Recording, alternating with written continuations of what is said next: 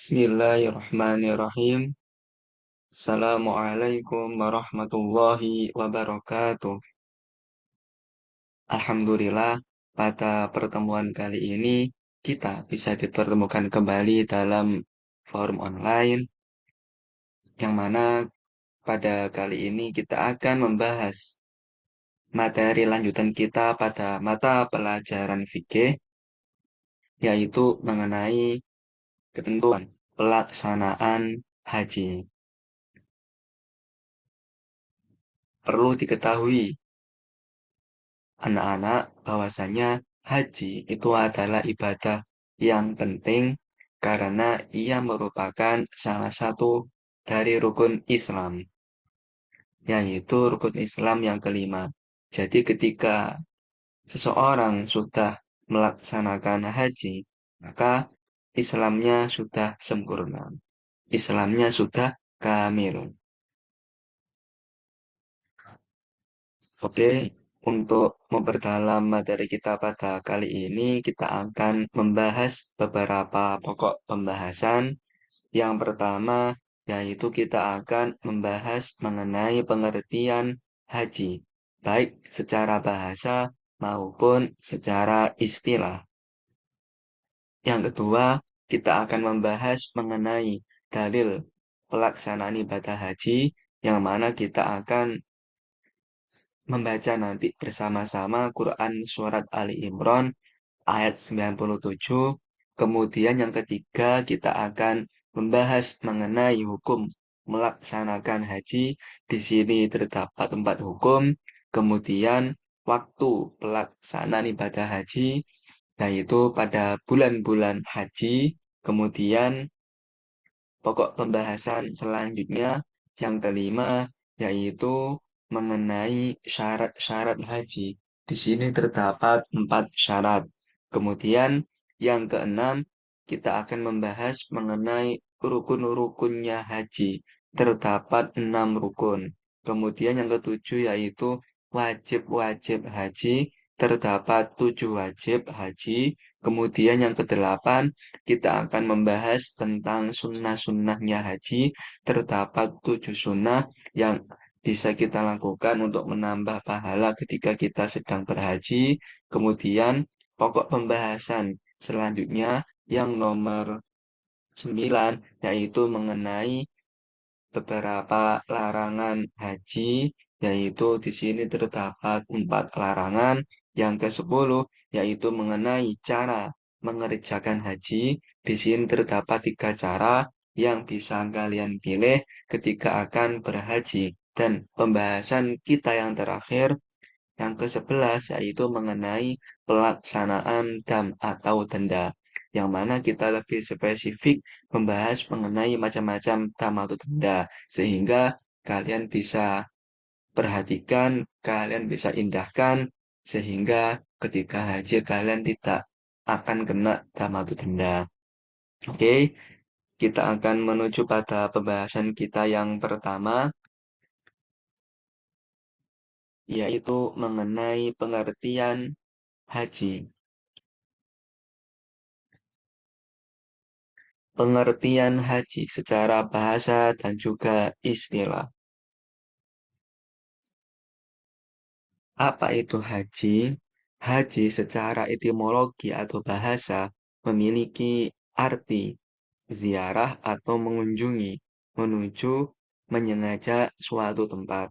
Sedangkan menurut terminologi atau istilah, haji ialah berkunjung atau berziarah ke Baitullah Ka'bah dengan tujuan melaksanakan ibadah kepada Allah untuk mendekatkan diri kepadanya dengan syarat rukun dan waktu yang telah ditentukan oleh syariat Islam.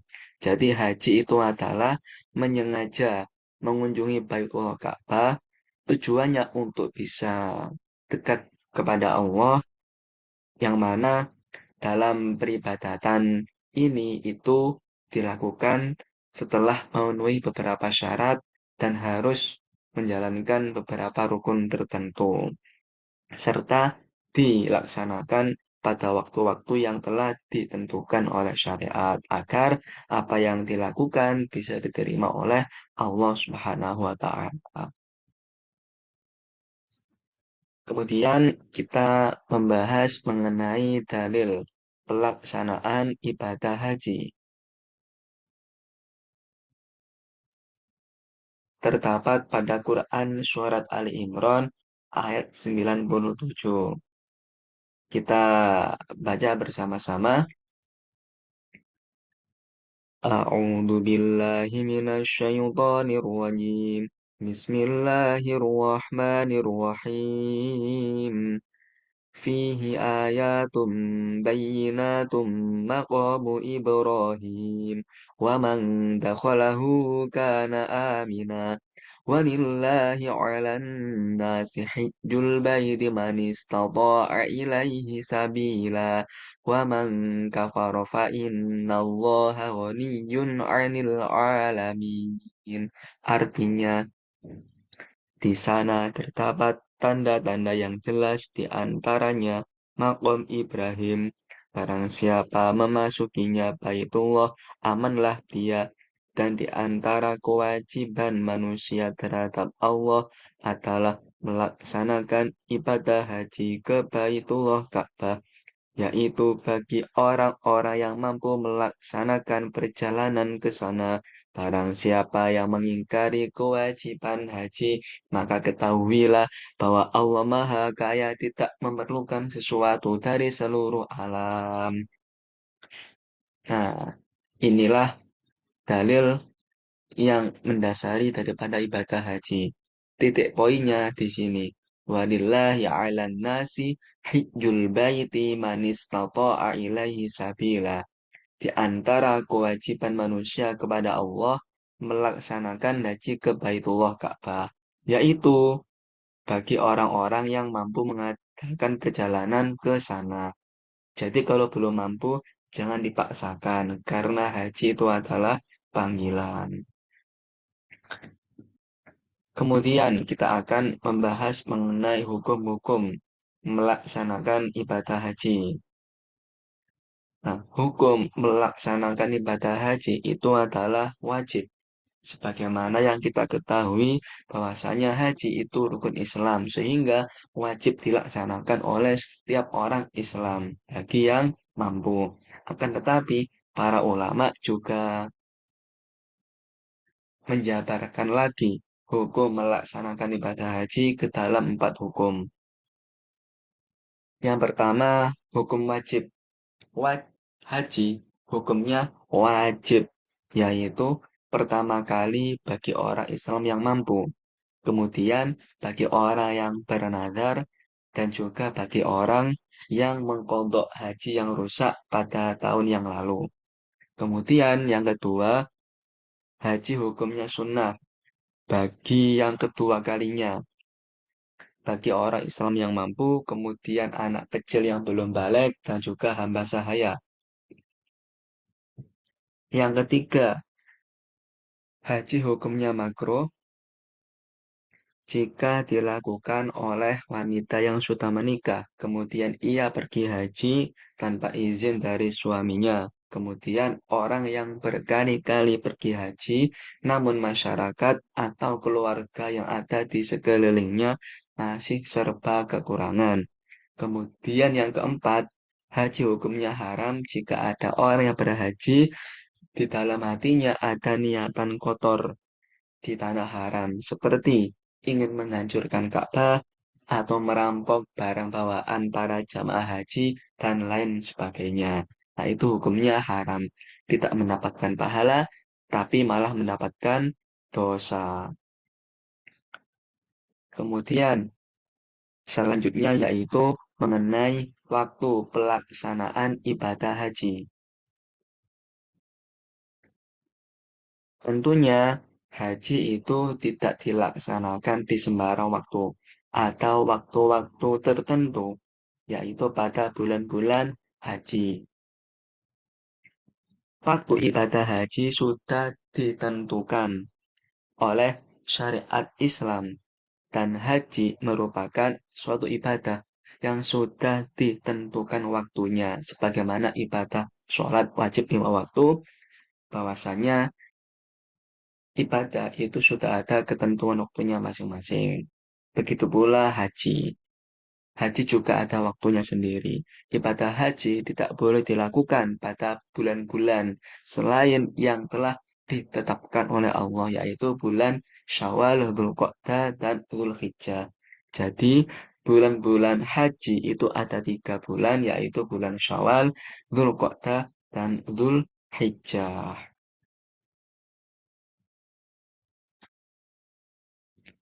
Pembahasan kita yang selanjutnya yaitu mengenai syarat-syarat haji.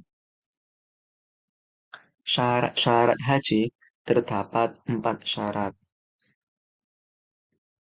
Keempat syarat ini itu harus dipenuhi oleh orang yang akan berhaji. Yang pertama, syaratnya adalah beragama Islam. Jadi orang yang kafir, non-muslim, tidak wajib berhaji. Kalaupun berhaji, maka tidak diterima. Kemudian yang kedua, berakal sehat, yaitu orang yang akalnya sempurna, tidak gila maupun tidak sempurna akalnya. Nah, orang yang gila maupun orang yang akalnya tidak sempurna, maka tidak wajib berhaji. Yang ketiga, balik atau dewasa, mampu membedakan mana yang benar dan mana yang batil. Dan juga sudah dikenai hukum taklif. Itulah orang yang balik. Orang yang belum balik tidak wajib berhaji. Jadi kalian semuanya ini yang masih anak-anak jadi belum wajib berhaji. Tapi orang tua kalian sudah wajib berhaji karena sudah balik. Nah, ukuran balik bagi yang laki-laki itu ketika sudah mimpi basah atau belum mimpi basah tapi sudah mencapai umur 15 tahun. Kalau yang perempuan ketika umur 9 tahun dan sudah pernah haid. Kemudian syarat yang keempat adalah istita'ah atau mampu. Nah, mampu dalam ibadah haji ini banyak kategorinya. Di antaranya mampu jasmani dan rohani, kemudian memiliki bekal yang cukup untuk pulang pergi ke Mekah, dan ada bekal yang cukup pula untuk keluarga yang ditinggal, kemudian ada kendaraan yang dapat mengantarkannya ke Baitullah Ka'bah, kemudian aman dalam perjalanan. Jadi tidak ada gangguan. Kalau ada gangguan, maka itu belum kategori mampu, sehingga belum wajib berhaji.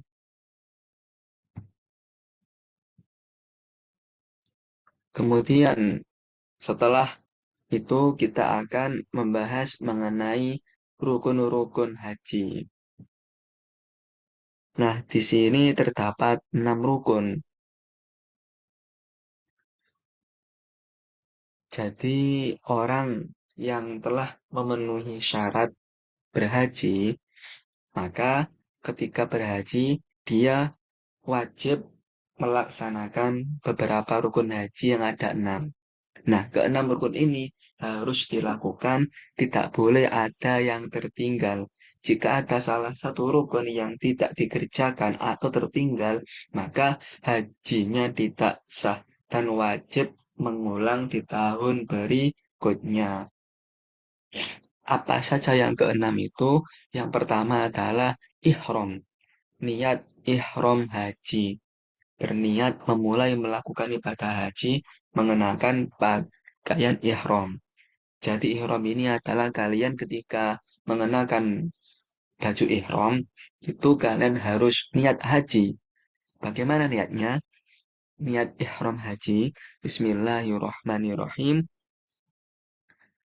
Nawaitul hajja wa ahramtu bihi lillahi ta'ala. Kemudian setelah kalian sudah ihram, maka yang kedua adalah kalian harus melaksanakan wukuf, yaitu berdiam diri di padang Arafah. Dimulai kapan? Sejak matahari tergelincir tanggal 9 Dzulhijjah sampai terbit fajar tanggal 10 Dhul Hijjah. Kemudian setelah ihram wukuf, maka selanjutnya adalah di tanggal 10 Dzulhijjahnya kalian harus melaksanakan tawaf ifadah, yaitu mengelilingi Ka'bah sebanyak 7 kali. Jadi Ka'bah dikelilingi sebanyak 7 kali. Dimulai dari Hajar Aswad dan berakhir di Hajar Aswad pula. Kemudian yang keempat yaitu sa'i. Berlari-lari kecil sebanyak 7 kali dimulai dari Bukit Sofa dan berakhir di Bukit Marwah. Yang keenam, tahallul, yaitu mencukur rambut paling sedikit beberapa helai. Yang afdol untuk yang laki-laki digondol. Yang keenam, yang terakhir adalah tertib, mendahulukan yang terdahulu secara urut. Artinya, rukun-rukun mulai dari ihram, wukuf, tawaf ifadah, sa'i, tahallul harus berurutan. Tidak boleh setelah ihram langsung tahallul, kemudian wukuf, nggak boleh. Harus urut. Kalau nggak urut, maka rukunnya tidak sah. Kemudian setelah kita mempelajari rukun-rukunnya, maka kita juga harus mengetahui pula mengenai wajib-wajib haji. Di sini terdapat 7 wajib haji. Sebelum kalian mempelajari wajib-wajib haji, kalian harus mengetahui perbedaan antara rukun-rukun haji dan wajib-wajib haji. Rukun-rukun haji itu hal yang harus dilakukan, tidak boleh tidak dilakukan, tidak boleh ada yang tidak dikerjakan. Karena jika tidak dikerjakan, maka ibadah hajinya tidak sah. Harus mengulang di tahun berikutnya. Kalau wajib haji, ini juga hal yang harus dilakukan. Kalaupun tertinggal, maka tidak apa-apa. Hajinya tetap sah. Hajinya tidak batal, tetap sah. Akan tetapi, kalian harus membayar dam atau denda. Nah, gitu ya. Itu perbedaannya rukun haji dan wajib haji. Wajib haji ada 7. Yang pertama adalah ihram dari mikot, yaitu ketika kalian tadi itu sudah niat ihram. Nah, niat ihramnya itu dari mikotnya. Mikot itu apa? Batas waktu dan tempat dimulainya ibadah haji. Jadi kalian mengucapkan lafal niat ihram itu harus berada di waktu yang tertentu dan di tempat yang tertentu pula. Nah, mikot itu ada 2 macam, zamani dan juga mikot makani. Apa itu mikot zamani? Mikot zamani adalah ketentuan batas berdasarkan waktu, yaitu dari awal bulan Syawal sampai terbit fajar pada tanggal 10 Dzulhijjah. Nah, inilah mikot zamani kalian, yaitu pada awal bulan Syawal sampai terbit fajar pada tanggal 10 Dzulhijjah. Kemudian mikot makani.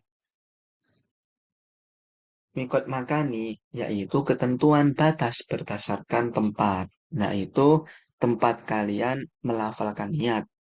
Nah, tadi kan waktunya sudah, yaitu dari awal bulan Syawal sampai terbit fajar tanggal 10 Dzulhijjah. Sekarang tempatnya ada beberapa tempat, ada 5 tempat yang bisa kalian lakukan untuk melafalkan niat ihram. Yang pertama, Dzul Hulaifah atau Bir Ali, yaitu mengucapkan lafal niat bagi jamaah haji yang datang dari arah Madinah. Yang kedua, Juhfa atau Robil bagi jamaah haji yang datang dari arah Samatus Syria dan juga Mesir. Kemudian, Ornul Manazil bagi jamaah haji yang datang dari arah Najd. Kemudian yang keempat, ya lam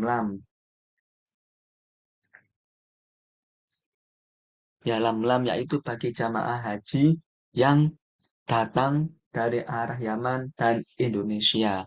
Nah, jadi kalian warga Indonesia, nah itu ketika haji maka mikot makaninya berada di Ya Lam Lam. Kemudian Zatu Irqin bagi jamaah haji yang datang dari arah Irak. Nah, itu adalah 5 tempat yang bisa kalian lakukan untuk melafalkan niat haji. Kemudian wajib haji selanjutnya yang kedua yaitu mabit bermalam di Musdalifah sesudah tengah malam pada tanggal 10 Dhul Hijjah. Kemudian yang ketiga melempar jumroh akobah pada tanggal 10 Dhul Hijjah. Setelah tawaf langsung melempar jumroh. Kemudian dilanjutkan lagi keesokan harinya melempar 3 jumroh pada tanggal 11, 12, dan 13 Dzulhijjah. Pada tanggal 11 Dzulhijjah melempar jumrah ula yang ke tanggal 12 itu melempar jumroh wusto dan yang tanggal 13 melempar jumroh akobah. Ula, wusto, dan akobah. Yang kelima, mabit bermalam di Mina selama 2 hari pada tanggal 11 dan 12 Dzulhijjah. Yang keenam adalah tawaf wada, tawaf perpisahan sewaktu akan meninggalkan kota Mekah. Jadi ketika sudah haji, hajinya sudah selesai, maka ketika akan meninggalkan kota Mekah, maka wajib melaksanakan tawaf wada. Yang ketujuh yaitu wajibnya haji menjauhkan diri dari segala larangan dalam ibadah haji. Selanjutnya yaitu mengenai sunnah-sunnah haji. Di sini terdapat 7 sunnah. Nah, sunnah haji ini bisa kalian lakukan untuk menambah pahala dalam ibadah haji. Nah, sunnah-sunnahnya ada 7. Yang pertama, mandi. Kemudian membaca bacaan talbiyah. Labbaik Allahumma labbaik. Labbaik la syarika laka labbaik. Innal hamda wan ni'mata laka wal mulk la syarika lak. Kemudian berdoa sesudah membaca talbiyah. Membaca zikir ketika tawaf. Sholat 2 rakaat sesudah tawaf masuk ke dalam Ka'bah dan tawaf kudum. Tawaf ketika pertama kali masuk ke kota Mekah. Nah, ke 7 sunnah ini bisa kalian lakukan, bisa tidak. Tergantung kemauan masing-masing. Kalau ingin mendapatkan pahala lebih, ya dikerjakan. Kalau tidak, ya tidak apa-apa. Selanjutnya, itu kita membahas mengenai beberapa larangan haji. Larangan-larangan haji ini harus kalian tinggalkan sewaktu melaksanakan ibadah haji. Di sini terdapat 4 larangan.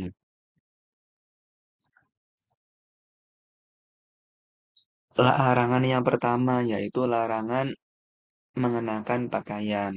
Nah, pakaian apa yang dilarang? Bagi laki-laki, dilarang memakai pakaian atau baju yang dijahit. Kemudian memakai sorban, memakai celana, mantel, sepatu yang menutup kaos kaki, atau memakai kaos kaki. Nah, itu dilarang bagi laki-laki. Kalau bagi perempuan, dilarang memakai cadar, tutup muka, dan juga sarung tangan. Serta dilarang juga memakai wangi-wangian. Tidak boleh.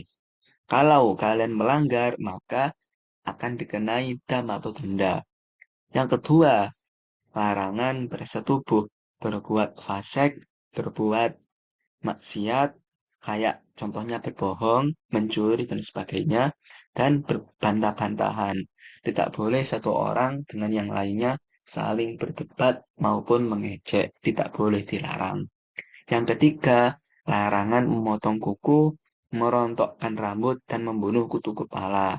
Nah, jadi usahakan sebelum haji, kukunya harus dipotong, rambutnya harus dicukur, kemudian memakai krim rambut sebelum haji ya, agar tidak gatal, tidak digaruk ketika haji. Takutnya ketika digaruk rambutnya rontok dan kita juga membunuh kutu yang ada di kepala. Yang keempat, larangan berburu binatang. Jelas di sana ketika haji tidak boleh binatang itu kita buru, apalagi sampai membunuhnya. Nah, kemudian yang ke-10 yaitu cara mengerjakan haji. Nah, cara mengerjakan haji ini bisa kalian pilih menurut kemauan kalian. Kalian mau yang mana? Nah, cara mengerjakan haji terdapat 3 cara, teman-teman sekalian, ananda sekalian. Nah, cara yang pertama yaitu dinamakan haji ifrod. Mengerjakan haji lebih dulu, baru kemudian mengerjakan umroh. Jadi hajinya selesai, baru selanjutnya adalah umroh. Cara ini tidak wajib membayar dam. Jadi ketika kalian berhaji dengan haji ifrod, haji dulu baru umroh, maka kalian tidak dikenai dam atau denda. Cara yang kedua yaitu haji tamattu. Haji tamattu yaitu mengerjakan umroh dulu, baru kemudian haji. Cara ini dikenai dam. Nah, ketika kalian umroh dulu baru haji, maka kalian akan dikenai dam atau denda. Namun cara ini sering dipakai oleh para jamaah haji di Indonesia. Kemudian cara yang ketiga haji kiron, yaitu mengerjakan haji dan umroh secara bersama dalam satu niat. Jadi ketika niat itu bebarengan, niat haji dan umroh. Nah, cara ini juga dikenai dam atau denda. Nah, di antara ketiga cara ini, yang tidak dikenai dam hanya haji ifrod. Haji tamattu dan haji kiron dikenai dam atau denda. Tergantung kalian semuanya yang memilih. Kalau semisal kalian tidak bisa memilih dan sudah dipilihkan oleh petugas jamaah haji, maka kalian harus taat karena yang lebih tahu kondisi di lapangan adalah para petugas haji yang sudah punya pengalaman lebih terkait tata cara rangkaian ibadah haji. Gitu ya, Ananda sekalian. Kemudian pembahasan kita yang terakhir yaitu mengenai pelaksanaan dam atau denda. Nah, dam atau denda itu adalah sesuatu yang harus kalian bayar karena yang pertama, kalian tidak melaksanakan wajib haji maupun melanggar ketentuan larangan haji. Nah, jadi ketika kalian tidak melakukan 2 hal tersebut, maka kalian bisa terbebas dari dam atau denda. Di sini kita akan lebih spesifik membahas mengenai macam-macam pelaksanaan dam atau denda.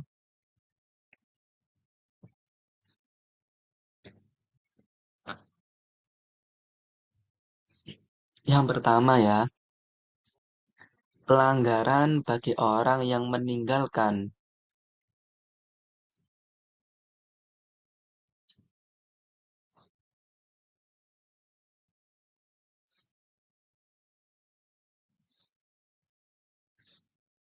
Pelanggaran bagi orang yang meninggalkan salah satu wajib haji, yaitu tidak ihram dari mikot, tidak bermalam di Muzdalifah, tidak bermalam di Mina, tidak melempar jumroh, tidak tawaf wada, terlambat hadir di Padang Arafah, kemudian mengerjakan haji tamattu dan haji kiron. Nah, bagi orang yang melakukan pelanggaran seperti ini, maka jenis dam atau dendanya berupa menyembelih satu kambing. Jika tidak mampu, maka puasa 10 hari. Terdiri dari 3 hari di tanah haram dan 7 hari di tanah air ketika sudah kembali. Selanjutnya, pelanggaran bagi orang yang melanggar salah satu larangan ihram, seperti memakai pakaian berjahit bagi laki-laki, memakai tutup muka atau kaos tangan bagi wanita, mencukur rambut, memotong kuku, memakai wangi-wangian, dan sebagainya. Itu jenis dam atau dendanya berupa menyembelih satu kambing, jika tidak mampu maka puasa 3 hari. Atau jika tidak mampu maka bersedekah sebanyak 3 sok kepada 6 fakir selama 3 hari berturut-turut. Kemudian pelanggaran bagi orang yang memburu binatang atau membunuh binatang di tanah haram, maka dam atau dendanya menyembelih hewan yang semisal atau sedekah seharga binatang yang dibunuh. Semisal kita berburu rusa, maka kalian harus menyembelih hewan semisal rusa tadi itu. Atau jika tidak ada, maka kalian bersedekah kepada fakir seharga rusa yang dibunuh tadi itu. Selanjutnya, pelanggaran bagi orang yang memotong pepohonan besar dan pepohonan kecil. Dam atau dendanya adalah jika yang dipotong itu berupa pepohonan yang besar, maka menyembelih satu unta atau satu sapi. Jika yang dipotong pepohonannya kecil, berukuran kecil, maka menyembelih satu kambing. Kemudian, pelanggaran bagi orang yang melakukan hubungan suami istri. Yang pertama, jika dilakukan sebelum tahlil yang awal, maka hajinya batal. Hajinya tidak sah dan harus mengulang tahun berikutnya. Tapi jika dilakukan sesudah tahlil yang awal, jika dilakukan sesudah tahalul awal, maka hajinya tetap sah, akan tetapi harus membayar dam atau denda. Dam dendanya apa? Ini dia. Menyembelih satu unta atau satu sapi atau 7 kambing. Jika tidak mampu maka bersedekah seharga satu unta atau satu sapi atau 7 kambing. Kemudian bagi orang yang sedang haji tapi terhalang oleh sesuatu sehingga menyebabkan tidak sempurna lagi hajinya. Semisal kita sudah melakukan ihram, wukuf, tawaf. Nah, kemudian ketika selesai tawaf ada pengumuman, semisal ada karena adanya keadaan yang darurat, semisal corona. Nah, kemudian pemerintah Arab Saudi memberhentikan haji ketika itu. Kan sapi tahalul belum selesai kan ya. Nah, itu kalian kan hajinya tidak sempurna. Maka seketika itu kalian harus menyembelih hewan kurban. Terserah entah itu sapi, kambing, ataupun unta terserah. Disesuaikan kemampuan kalian. Dan hal ini juga pernah dialami dulu pada masa Rasulullah dan juga para sahabat-sahabatnya. Ketika hajinya tidak sempurna karena terhalang oleh sesuatu hal, maka langsung menyembelih hewan kurban. Yang terakhir, yaitu jika ada yang menikahkan orang lain atau melakukan akad nikah ketika berhaji, maka tidak dikenai dam. Akan tetapi, akad pernikahan yang dilakukan hukumnya tidak sah. Hajinya tetap sah, tapi akad nikahnya tidak sah. Akad nikahnya baru sah ketika hajinya sudah selesai. Yaitu harus akad lagi. Begitu ya, teman-teman sekalian. Materi kita pada pertemuan kali ini tentang ketentuan pelaksanaan haji, yang mana kita tadi sudah membahas 11 pokok pembahasan. Mudah-mudahan kalian semuanya paham dan mengerti, sehingga ketika kalian berhaji, kalian bisa melaksanakannya dengan sempurna. Terakhir, ada kata-kata mutiara buat kalian semuanya, yaitu bukan keadaan yang menentukan kesuksesan kalian, namun penentu kesuksesan kalian adalah perjuangan yang tak kenal lelah, yang tak kenal lelah. Jadi harus terus berjuang dan pantang menyerah. Mungkin itu yang bisa saya sampaikan pada pertemuan kali ini. Kurang lebihnya mohon maaf. Kita bertemu di pertemuan selanjutnya dengan pembahasan umroh. Terima kasih atas perhatian kalian semuanya. Wallahu muwaffiq ila aqwamit thoriq. Wassalamualaikum warahmatullahi wabarakatuh.